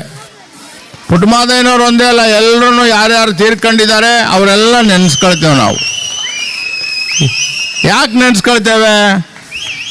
ಈಗ ತಾನೇ ನಮ್ಮ ಮೇಡಮ್ ಅವರು, ದಾಕ್ಷಾಯಣಿಯವರು ನನ್ನ ಬಗ್ಗೆ ಕೆಲವು ವಿಷಯಗಳನ್ನೆಲ್ಲ ಸಂಗ್ರಹ ಮಾಡಿ ಭಾಳ ಒಳ್ಳೆ ಮಾತುಗಳನ್ನು ಹೇಳಿದ್ದಾರೆ. ಅದಕ್ಕೆ ನನಗೆ ಎಷ್ಟು ಯೋಗ್ಯತೆ ಇದೆಯೋ ನನಗೆ ಗೊತ್ತಿಲ್ಲ. PGR ಸಿಂಧ್ಯಾ ಅಂತ ಕರ್ನಾಟಕದಲ್ಲಿ ಭಾರತದಲ್ಲಿ ಒಂದು ಹೆಸರಿರಬೇಕಾದ್ರೆ ಕನಕಪುರದ ದುಡಿಯುವ ಜನ ಅನ್ನೋದನ್ನು ನಾನು ಚೆನ್ನಾಗಿ ತಿಳ್ಕೊಂಡಿದ್ದೇನೆ. ಕನಕಪುರದವ್ರು ಇಲ್ಲದೆ ಹೋಗಿದ್ದಿದ್ರೆ ನಾನು ಯಾವ ದೇಶಕ್ಕೆ ಹೋಗಿ ಬಂದರು, ಏನೇ ಓದಿದ್ರು, ಇಂಜಿನಿಯರ್ ಅಲ್ಲ ದೊಡ್ಡ ಇಂಜಿನಿಯರ್ ಆಗಿದ್ರು PGR ಸಿಂಧ್ಯಾ, ಪಾಂಡುರಂಗರಾಜ ಸಿಂಧ್ಯಾ ಅವ್ರ ಮಗ ಮರಳವಾಡಿ ಹುಡುಗ ಇವನು ಅಂತ ಗೊತ್ತಾಗ್ತಾ ಇರಲಿಲ್ಲ. ಈ ತಾಲೂಕಿನ ಜನ ನನ್ನನ್ನು ಗುರುತು ಮಾಡಿ ಒಂದಲ್ಲ 6 ಸಾರಿ ಸತತವಾಗಿ ಸೋಲಿಲ್ಲದ ಸರ್ದಾರ ಅಂತಕ್ಕಂಥ ಬಿರುದನ್ನು ಕೊಟ್ಟು ನನಗೆ ಆರಿಸಿ ಕಳಿಸಿದ್ದೀರ. ಇದರಲ್ಲಿ ಜಾತಿ ಧರ್ಮ ಏನೂ ಬರಲಿಲ್ಲ. ಸಿಂಧ್ಯಾ ಅವರು ಯಾವ ಜಾತಿಯವರು, ಸಿಂಧ್ಯಾ ಅವರು ಎಷ್ಟು ದುಡ್ಡು ಕೊಡ್ತಾರೆ, ಎಷ್ಟು ಸಾರಾಯಿ ಕೊಡ್ತಾರೆ, ಇದೆಲ್ಲ ಲೆಕ್ಕಕ್ಕೆ ಬರಲಿಲ್ಲ. ಸಿಂಧ್ಯಾ ಒಳ್ಳೆ ಮನುಷ್ಯ, ನಮ್ಮೂರಿಗೆ ನೀರು ಕೊಟ್ಟವನೇ, ನಮ್ಮೂರನ್ನ ಶಾಲೆ ಮಾಡಿಸಿದ್ದಾರೆ, ಕಾಟಮನ್ ದೊಡ್ಡಿಗೆ ಸೈಟ್ ಕೊಟ್ಟಿದ್ದಾರೆ ಅನ್ನೋ ಒಂದೇ ಕಾರಣದಿಂದ ಆ ದಿನಗಳನ್ನು ನಾನು ನೆನೆಸ್ಕೊಂಡ್ರೆ ನನಗೆ ಒಂದು ರೀತಿಯಲ್ಲಿ ನನ್ನ ಸತ್ತಿರ್ತಕ್ಕಂಥ ದಾಯಿಯನ್ನು ನೋಡಿದ್ರೆ ಸಾಕ್ಷಾತ್ತಾಗಿ ಎಷ್ಟೊಂದು ಸಂತೋಷ ಆಗ್ತದೆ, ಅಷ್ಟೊಂದು ಸಂತೋಷ ಆಗ್ತದೆ. ಕಾರಣ ಏನು ಅಂತ ಹೇಳಿದ್ರೆ, ತಿಗಲ್ರ ಹೊಸಳ್ಳಿಗೆ ನಾನು ಬರ್ತೀನಿ ಅಂತ ಹೇಳಿದ್ರೆ ಅನೇಕ ಮುಖಂಡರುಗಳು ತೀರ್ಕೊಂಡಿದ್ದಾರೆ. ಅವರೆಲ್ಲ ಏನಪ್ಪ ರವಿ ನಮ್ಮ ಗ್ರಾಮ ಪಂಚಾಯತಿ ಸದಸ್ಯ ಪಿಲ್ಲಯ್ಯ, ನೀವೆಲ್ಲ ನೆನಪಿಸ್ಕೋಬೇಕು. ಅವತ್ತು ನಾನು ಬರ್ತೀನಿ ಅಂತ ಹೇಳಿದ್ರೆ ಅದೆಲ್ಲಿಂದ ಬರ್ತಾ ಇದ್ದು ಹಾರಗಳು ನನಗೆ ಗೊತ್ತಿಲ್ಲ. ನಮ್ಮ ಹೆಣ್ಣುಮಕ್ಕಳು ಆರತಿ ಮಾಡ್ಕೊಳ್ಳೋರು, ಆರತಿ ತಟ್ಟೆ ಮಾಡೋರು, ನೂರಾರಲ್ಲ ಸಾವಿರಾರು ಬಿಂದಿಗೆಗಳಲ್ಲಿ ನೀರನ್ನು ತಗೊಂಡು ಬಂದು ಹಾಕೋರು, ಆರತಿ ಮಾಡೋರು, ಹಾರ ಹಾಕೋರು, ದೇವಸ್ಥಾನಕ್ಕೆ ಕರ್ಕೊಂಡೋಗೋರು, ಊಟ ಮಾಡಿಸೋರು, ತಿಂಡಿ ಮಾಡಿಸೋರು, ಎಲ್ಲ ಮಾಡಿಸೋರು. ನನಗೆ ಗೊತ್ತಿದೆ ತಿಗಲ್ರ ಹೊಸಳ್ಳಿ ಅಂಥ ಶ್ರೀಮಂತರು 50 ಎಕರೆ 100 ಎಕರೆ ಜಮೀನು ಇಟ್ಕೊಂಡಿರೋರು ಇಲ್ಲಿ ಯಾರೂ ಇಲ್ಲ. ನೀವೆಲ್ಲ ಕಷ್ಟಪಟ್ಟು ಅವತ್ತಿನ ಸಂಪಾದನೆ ಅವತ್ತು ಮಾಡಿ ನಿಮ್ಮ ರಕ್ತವನ್ನು ಬೆವರಿನ ರೂಪದಲ್ಲಿ ಸುರಿಸಿ ನಿಮ್ಮ ಜೀವವನ್ನು ಗ್ರಾಮಕ್ಕೋಸ್ಕರ ತೆಗೆದಿರ್ತಕ್ಕಂಥ ಜನ. ನಮ್ಮ ದೊಡ್ಡ ಮನುಷ್ಯನನ್ನಾಗಿ ಮಾಡಿದ್ದೀರ.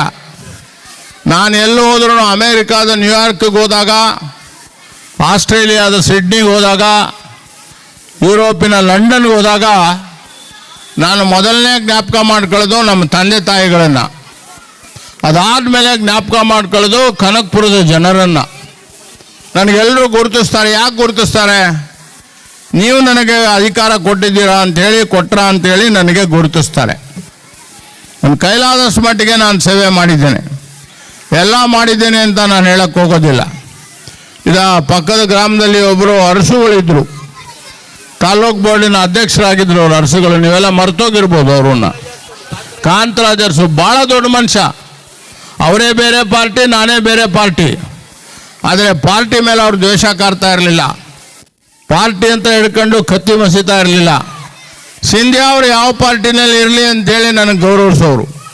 ಕಾಂತರಾಜ್ ಅರಸು ಯಾವ ಪಾರ್ಟಿನಲ್ಲಾದರೂ ಇರಲಿ ಅಂತೇಳಿ ನಾನು ಗೌರವಿಸ್ತಾ ಇದ್ದೆ. ಈ ರೀತಿಯ ಗೌರವದ ಮನೋಭಾವ ನಮ್ಮ ನಾಯಕರುಗಳಲ್ಲಿ ನಿಮ್ಮೆಲ್ಲರಲ್ಲೂ ಸಹಿತ ಬರಬೇಕು. ಎಲೆಕ್ಷನ್ ಟೈಮಲ್ಲಿ ಪಾರ್ಟಿಗಳು ಬೇಕು. ಎಲೆಕ್ಷನ್ ಆದಮೇಲೆ ಪಾರ್ಟಿಗಳು ಮುಖ್ಯ ಅಲ್ಲ, ಅವು ಗ್ರಾಮದ ಅಭಿವೃದ್ಧಿ ಮುಖ್ಯ. ಗ್ರಾಮದ ಅಭಿವೃದ್ಧಿ ಮುಖ್ಯ. ನೀವೆಲ್ಲ ಒಂದಾದರೆ ನಿಮ್ಮನ್ನು ಯಾರೂ ಅಲ್ಲಾಡ್ಸೋಕ್ಕಾಗೋದಿಲ್ಲ. ಪ್ರತಿಯೊಬ್ಬರು ಮಾಡಿ ಮನೆ ಕಟ್ಟಿಸ್ಕೋಬೋದು, ಪ್ರತಿಯೊಬ್ಬರು ಲಕ್ಷಾಧೀಶರು ಆಗ್ಬೋದು, ಅದು ಸಾಧ್ಯ ಇದೆ. ನಮ್ಮ ಹುಡುಗರಿಗೆ ಕೆಲಸ ಕೊಡಬೇಕು ಅಂತೇಳಿ ಇಲ್ಲೊಂದು ನಾರನ್ ಫ್ಯಾಕ್ಟ್ರಿನೂ ಸಹಿತ ಮಾಡೋಕ್ಕೆ ಪ್ರಯತ್ನ ಮಾಡಿದ್ವಿ. ಅದು ಇದೆಯೋ ಇಲ್ವೋ ಗೊತ್ತಿಲ್ಲ ನನಗೆ.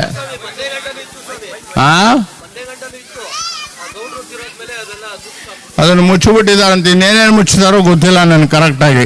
ಅದೇನೇ ಇರಲಿ, ನಾನು DK ಶಿವಕುಮಾರ್ ಅವ್ರಿಗೆ ಈಗ ಅವರು ರಾಜ್ಯದ ಉಪಮುಖ್ಯಮಂತ್ರಿ ಆಗಿದ್ದಾರೆ.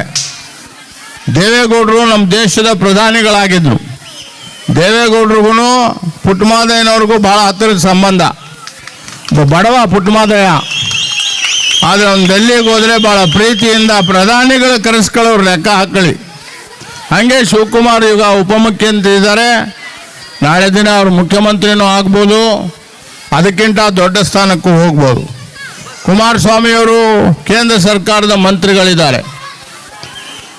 DK ಸುರೇಶ್ ಅವರು ಹಾಲಿನ ಡೈರಿ ಅಧ್ಯಕ್ಷರಿದ್ದಾರೆ. ಅವ್ರನ್ನೆಲ್ಲ ನಾವು ಉಪಯೋಗಿಸ್ಕೋಬೇಕೀಗ. ಅಧಿಕಾರ ಇರೋದು ಜನಗಳ ಒಳ್ಳೆಯದನ್ನು ಮಾಡಲಿಕ್ಕೆ. ನಾನು ಜಾತಿ ಮೇಲೆ ಪಾರ್ಟಿ ಮೇಲೆ ಜನಗಳನ್ನು ವಿಂಗಡಣೆ ಮಾಡಲಿಕ್ಕೆ ಹೋಗಲ್ಲ ದಾಕ್ಷಾಯಣಿಯವರೇ. ನನಗೆಲ್ಲರೂ ಒಂದೇ, ಮನುಷ್ಯರು ಒಂದೇ, ಮನುಷ್ಯರು ಒಂದೇ.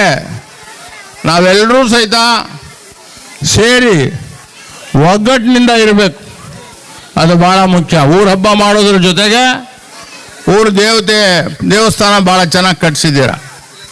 ಸರ್ಕಾರದಿಂದ ನಿಮಗೇನು ಸಹಾಯ ಸಿಕ್ಕಿಲ್ಲ, ಅದಕ್ಕೆ ನಮ್ಗೆ ಅದು ಗೊತ್ತಿದೆ. ನನಗೆ ನಿಮ್ಮ ಶ್ರಮ, ನಿಮ್ಮ ದುಡಿಮೆ ಭಾಳ ಚೆನ್ನಾಗಾಗಿದೆ, ಭಾಳ ಸಂತೋಷ. ನಾನು ಚುನಾವಣಾ ರಾಜಕೀಯದಿಂದ ನಿವೃತ್ತಿಯಾಗಿದ್ದೀನಿ. ಈಗ ನಾನು ಚುನಾವಣೆಯಲ್ಲಿಲ್ಲ, ಚುನಾವಣೆ ಮತ್ತೆ ನಾನು ನಿಲ್ಲಲ್ಲ. ಆದರೆ ನನಗೆ ಮನುಷ್ಯನನ್ನಾಗಿ ಮಾಡಿರ್ತಕ್ಕಂಥ ಜನರನ್ನು ನಾನು ಮರೆತರೆ ನಾನು ರಾಕ್ಷಸ ಆಗ್ತೀನಿ, ಮನುಷ್ಯ ಆಗಿ ಉಳಿಯೋದಿಲ್ಲ. ಹೀಗಾಗಿ ನನಗೆ ನಮ್ಮ ಈ SDMC ಅಧ್ಯಕ್ಷರಾಗಿರ್ತಕ್ಕಂಥ ಶ್ರೀಮಾನ್ ರವಿಯವರು ಬಹುಶಃ 100 ಫೋನ್ ಮಾಡಿರಬೇಕು. ಎಷ್ಟು ಮಾಡಿದೆಯಾ? 100 ಫೋನ್ ಮಾಡಿದ್ದಾರೆ. ಮಾಡಿ 100 ಫೋನ್ ಮಾಡಿದ್ದಾರೆ ಅವರು. ಅವ್ರಿಗೆ ಡೌಟ್ ಇತ್ತು, ನಾ ಬರ್ತೀನೋ ಇಲ್ವೋ ಅಂತೇಳಿ. ಖಂಡಿತವಾಗಿ ಎಲ್ಲಿ ಪ್ರೀತಿ ಕೊಡ್ತಾರೆ ಅಲ್ಲಿ ಹೋಗ್ಬೇಕು. ಜೀವಕ್ಕೆ ಜೀವ ಕೊಡೋನು ಸಿಂಧ್ಯ, ಅದನ್ನು ಚೆನ್ನಾಗಿ ತಿಳ್ಕೊಬಿಡಿ ನೀವು. ಕಾರಣಾಂತರಗಳಿಂದ ನಾನು ಬರೋ ವೈಷಮ್ಯ ಹೆಚ್ಚಾಗ್ತದೆ ರಾಜಕೀಯ ಮಾಡಿದ್ರೆ. ನಾನು ವೈಷಮ್ಯ ಮಾಡುವಂಥ ವಯಸ್ಸೂ ಇಲ್ಲ ನನಗೆ, ನಾನು ವೈಷಮ್ಯ ಮಾಡ್ತಕ್ಕಂಥ ಪ್ರವೃತ್ತಿನೂ ಸಹಿತ ಇಟ್ಕೊಂಡಿಲ್ಲ. ನನಗೆ ಭಗವಂತ ಎಲ್ಲ ಕೊಟ್ಟಿದ್ದಾನೆ. ನಾನೊಂದು ತುತ್ತು ತಿಂದರೆ ನಿಮಗೂ ಒಂದು ತುತ್ತು ಕೊಡುವಂಥವ್ನು. ನಾನು ಪ್ರೀತಿನ ಎಷ್ಟು ಬೇಕಾದರೂ ಕೊಡ್ತೇನೆ. ಅದರಲ್ಲೂ ದುಡಿಯೋ ಜನ ಅಂತ ಹೇಳಿದ್ರೆ ನನಗೆ ಭಾಳ ಪ್ರೀತಿ. ಇದನ್ನೇ ದೊಡ್ಡವರು ಹೇಳಿರೋದು. ಅದರಿಂದ ನಿಮ್ಮ ಶಾಲೆಯ ಒಂದು ಮಾದರಿ ಶಾಲೆಯನ್ನಾಗಿ ನಿಮ್ಮ ಅಧ್ಯಾಪಕರು, ಮುಖ್ಯೋಪಾಧ್ಯಾಯರಿಗೆ ಭರವಸೆ ಕೊಡ್ತೇನೆ. ನಾನು ಶಿವಕುಮಾರ್ ಸಾಹೇಬ್ರ ಜೊತೆಲಿ ಮಾತಾಡ್ತೇನೆ. ಇತರ ನಮ್ಮ ಮಂಜುನಾಥ್ ಸಾಹೇಬ್ರು ಇಲ್ಲಿಂದ ಲೋಕಸಭಾ ಸದಸ್ಯರಿದ್ದಾರೆ, ಅವ್ರ ಜೊತೆಲೂ ಮಾತಾಡ್ತೇನೆ. ತಿಗಳರ ಹೊಸಳ್ಳಿಯನ್ನು ಇನ್ನು 3-4 ವರ್ಷದಲ್ಲಿ ಒಂದು ಮಾದರಿ ಗ್ರಾಮವನ್ನಾಗಿ ಮಾಡಬೇಕು. ಆ ಮಾದರಿ ಗ್ರಾಮ ಮಾಡಬೇಕಾದ್ರೆ ಎಲ್ರಿಗೂ ಉದ್ಯೋಗ ಇರಬೇಕು, ಯುವಕರಿಗೆ. ಅದು ಮೊದಲನೇದು. ಅದಾದಮೇಲೆ ಉಳಿದ ಕೆಲಸಗಳು ಅಲ್ಪ ಸ್ವಲ್ಪ ಇರ್ತವೆ, ಮಾಡ್ತಾರೆ. ನಾವು ಅವ್ರ ಜೊತೆಯಲ್ಲಿ ಸೇರ್ಕೊಂಡು ಸಿದ್ದರಾಮಯ್ಯ ಸಾಹೇಬ್ರಿಗೆ ಈಗ, ಆಮೇಲೆ ಶ್ರೀಮಾನ್ ಶಿವಕುಮಾರ್ ಸಾಹೇಬ್ರಿಗೆ ಹೇಳಿ ಎಲ್ಲ ಕೆಲಸಗಳನ್ನು ಸಹಿತ ನಾವು ಮಾಡೋಣ. ನನ್ನನ್ನು ರಾಜಕೀಯ ಬಿಟ್ಟು ಬಾಕಿ ಯಾವ ಕೆಲಸಗಳಿಗೆ ಬೇಕಾದರೂ ಕರೀರಿ, ಬರ್ತೀನಿ. ಇಷ್ಟು ಹೇಳಿ ಮತ್ತೊಮ್ಮೆ ಸ್ವಾತಂತ್ರ್ಯೋತ್ಸವದ ಸಂದರ್ಭದಲ್ಲಿ ನಿಮಗೆಲ್ಲ ಒಳ್ಳೆಯದಾಗಲಿ. ಆಗಾಗ ಬರ್ತಾ ಇರ್ತೇನೆ. ನಿಮ್ಮ ಕೃಪೆ ನನ್ನ ಮೇಲೆ ಇರಲಿ. ಪ್ರೀತಿ ಅಷ್ಟೇ ನಾನು ಕೇಳೋದು, ಓಟ್ ಕೇಳಲ್ಲ. ಇನ್ನು ನನಗೆ ಓಟ್ ಕೇಳಲ್ಲ ನಾನು, ಆದರೆ ನಿಮ್ಮ ಪ್ರೀತಿ ಕೇಳ್ತೀನಿ. ದಯವಿಟ್ಟು ನನಗೆ ಪ್ರೀತಿ, ನೀವು ಲಕ್ಷಗಟ್ಟಲೆ ಟನ್ ಪ್ರೀತಿ ಕೊಟ್ಟಿದ್ದೀರಾ. ಮುಂದೆ ಈ ಪ್ರೀತಿ ಇರಲಿ. ಎಲ್ರಿಗೂ ನಮಸ್ಕಾರ. ಅದರ ಮುಂಚೆ ಕಾಟಮಂದೊಡ್ಡಿಯವ್ರ ಪಾಪ ನನಗೆ ಭಾಳ ಪ್ರೀತಿ ಮಾಡೋರು ಆ ಜನ. ರಾತ್ರಿ ಹೊತ್ತು ಅವರು ಕರೆಂಟ್ ಇರ್ತಾ ಇರಲಿಲ್ಲ. ಹಾವು ಬಂದು ಗುಡಿಸಲುಗಳಿಗೆ ಸೇರ್ಕೊಬಿಡ್ತಾಯಿತ್ತು. ಗುಡಿಸಲು ಕಟ್ಬಿಟ್ಟವರು, ಗುಡಿಸಲಿಗೆಲ್ಲ ನಾವು ಪಕ್ಕ ಮಾಡೋಕ್ಕೆ ಅಂತ ಹೇಳಿ ಹಕ್ಕುಪತ್ರ ಕೊಟ್ಟಿರಲಿಲ್ಲ. ಆಮೇಲೆ ಸ್ವಲ್ಪ ಪ್ರಯತ್ನ ಮಾಡಿ ಹಕ್ಕುಪತ್ರನೂ ಕೊಟ್ವಿ, ಸೈಟ್ ಕಳಿಸು ಮಾಡಿದ್ವಿ. ಇದೆಲ್ಲ ಹೋಗಿದ್ದಿದ್ರೆ ನಮ್ಮ ಪುಟ್ಟಮಾದಯ್ಯನವರು ಒಂಥರ ಮುಟ್ಟಿದ್ರೆ ಮುನಿ. ಅವ್ರು ಹೇಳಿದ ಕೆಲಸ ಮಾಡಲಿಲ್ಲ ಅಂದರೆ ಮುನ್ಸ್ಕೊಬಿಡೋನು ಪುಟ್ಟಮಾದಯ್ಯ. ಏನಪ್ಪ ನಿಮ್ಮಪ್ಪ ಹೇಳ್ತಾ ಇದ್ದೀನಿ, ನನ್ನ ತಮ್ಮ ಎಲ್ಲವನು ಅವ್ರ ಅಪ್ಪ ಮುನ್ಸ್ಕೊಬಿಡೋನು. ನಮಗೆ ಪುಟ್ಟಮಾದಯ್ಯ ಒಬ್ಬ ಸ್ನೇಹಿತ. ಇವನು ಮುನ್ಸ್ಕೋತಾನಲ್ಲ ಅಂಥೇಳಿ ನಾವು ಬರೋಕ್ಕೆ ಮುಂಚೆನೇ ಎಲ್ಲ ಕೆಲಸ ಮಾಡಿಕೊಡ್ತಾ ಇದ್ವಿ. ನಾವೆಲ್ಲ ಸೇರ್ಕೊಂಡು ಅವ್ರ ಆತ್ಮಕ್ಕೆ ಶಾಂತಿ ಕೊಡೋಣ. ಇನ್ನೂ ಅನೇಕ ಜನ ಸತ್ತೋಗಿದ್ದಾರೆ, ಅವ್ರಿಗೆಲ್ಲ ನಾವು ಆತ್ಮಕ್ಕೆ ಶಾಂತಿ ಕೊಡಿ. ಇವತ್ತು ನಾನು ಬೆಳಗ್ಗೆಯಿಂದ ನಾನು ಸ್ವಾತಂತ್ರ್ಯೋತ್ಸವದ ಸಂದರ್ಭದಲ್ಲಿ ದೊಡ್ಡಮರಳವಾಡಿ, ನಾನು ಹುಟ್ಟಿದ ಊರು, ಅಲ್ಲಿ ಒಂದು 6 ಸ್ಕೂಲ್ಗಳಿವೆ. 6 ಸ್ಕೂಲಲ್ಲಿ 2000 ಮಕ್ಕಳಿದ್ದಾರೆ. ಅವ್ರಿಗೂ ಸ್ವಾತಂತ್ರ್ಯೋತ್ಸವದ ಒಂದು ಶುಭಾಶಯಗಳನ್ನು ಕೋರಿ ಬಂದಿದ್ದೇನೆ. ಅನ್ನಪೂರ್ಣೇಶ್ವರಿ ಒಂದು ದೊಡ್ಡ ದೇವಸ್ಥಾನ ಕಟ್ಟಿದ್ದೀನಿ. ಒಂದು 50 ಎಕರೆನಲ್ಲಿ ಒಂದು ಆಶ್ರಮ ಮಾಡಿದ್ದೀನಿ. ಅನ್ನಪೂರ್ಣೇಶ್ವರಿ ಕೃಪಾ ಹೆಂಗಿದೆ ಅಂತ ಹೇಳಿದ್ರೆ ಯಾರು ಬೇಕಾದರೂ ಬರ್ಬೋದು, ಓದ್ಬೋದು, ಊಟ ಮಾಡ್ಬೋದು, ಯೋಗ ಮಾಡ್ಬೋದು, ಬುದ್ಧಿ ಕಲಿಬೋದು, ಆಸನಗಳನ್ನು ಮಾಡ್ಬೋದು. ಆಶ್ರಮ ಸದಾ ಬಾಗಿಲನ್ನು ತೆರೆದಿರ್ತದೆ. ಆ ಕೆಲಸಕ್ಕೆ ನಾನು ಹೆಚ್ಚಿನ ಒತ್ತನ್ನು ಕೊಡ್ತಾ ಇದ್ದೇನೆ. ಬಡವರ ಅನುಕೂಲ ಆಗಲಿ ಅಂತೇಳಿ ನಾವು ಮಾಡ್ತಾ ಇದ್ದೇವೆ.